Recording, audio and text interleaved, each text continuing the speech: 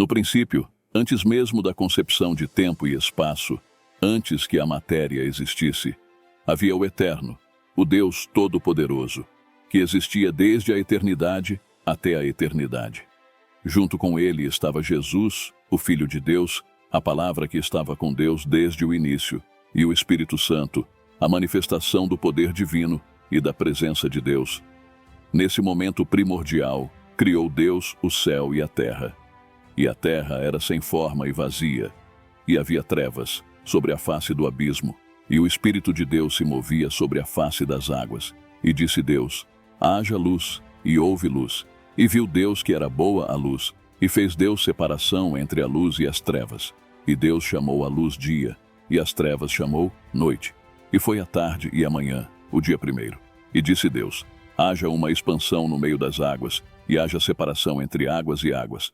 E fez Deus a expansão, e fez separação entre as águas que estavam debaixo da expansão e as águas que estavam sobre a expansão. E assim foi. E chamou Deus a expansão céus, e foi a tarde e a manhã, o dia segundo. E disse Deus: ajuntem-se as águas debaixo dos céus num lugar, e apareça a porção seca. E assim foi. E chamou Deus a porção seca terra, e ao ajuntamento das águas chamou mares, e viu Deus que era bom. E disse Deus: produza a terra erva verde, erva que dê semente, árvore frutífera que dê fruto segundo a sua espécie, cuja semente está nela sobre a terra. E assim foi. E a terra produziu erva, erva dando semente conforme a sua espécie, e a árvore frutífera, cuja semente está nela conforme a sua espécie. E viu Deus que era bom. E foi a tarde e a manhã, o dia terceiro.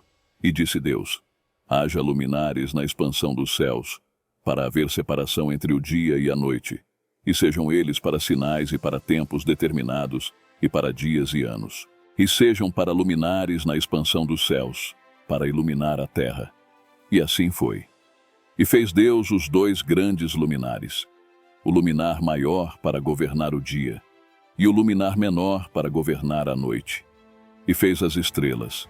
E Deus os pôs na expansão dos céus para iluminar a terra, e para governar o dia e a noite, e para fazer separação entre a luz e as trevas.